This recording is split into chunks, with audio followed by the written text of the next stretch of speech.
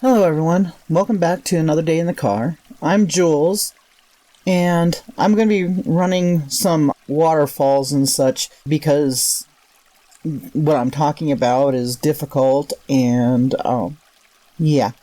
Anyway, I'm doing a reaction video to court yesterday when Letecia Stauch's preliminary hearing was taking place.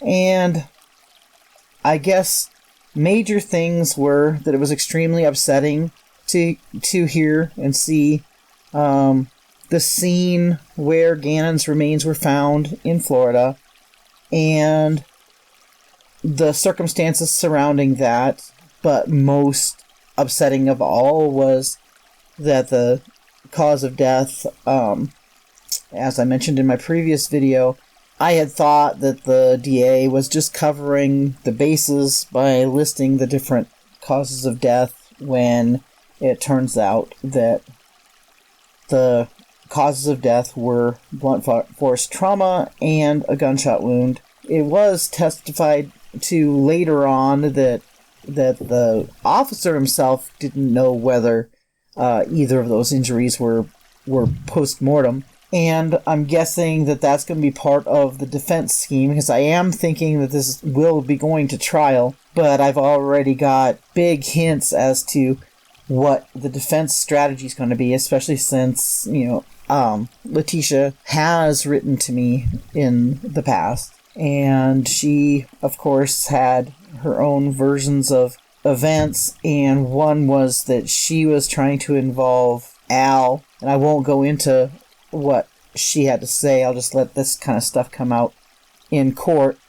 But it appears that the gunshot was from a 9mm. A 9mm handgun was found in the Stauch master bedroom on a dresser next to a photo of Gannon and a stuffed teddy bear. And that 9mm handgun had Letecia's DNA profile on it. Yes, they were able to get DNA profiles from the fingerprints on the weapon. There were other male DNA profiles on there as well, and one of them was Al's, but Letecia's was the main profile, from what I understand. And I guess that the defense is going to be trying to say that somebody else fired the weapon at Gannon. And the other thing that I'm thinking the defense is going to try to pull is when Gannon passed away, because it appears that the prosecution is dead set on it being the afternoon of January 27th, which puts a really tight timeline into Letecia doing the cleanup and all that before the police came there and saw no signs of anything violent. But they were just looking for a hiding 11-year-old, not looking for signs of a crime at the time. And the guy got down on his hands and knees and looked underneath Gannon's bed, and he didn't see anything untoward at that time.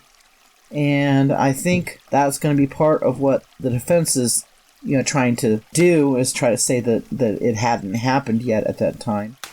It's pretty arid here, so I'm not sure whether a non-professionally cleaned carpet would be dry or not at that time.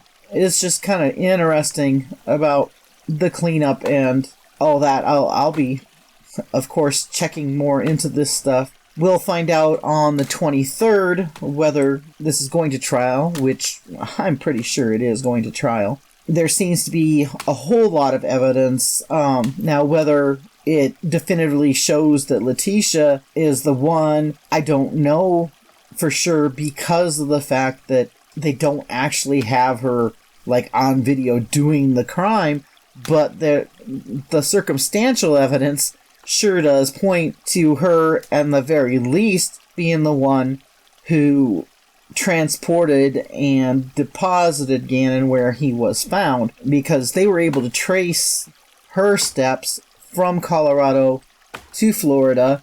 And the pings on the van that she rented on Saturday morning, which was the day after she did the interview where she had the other rental van that her aunt rented.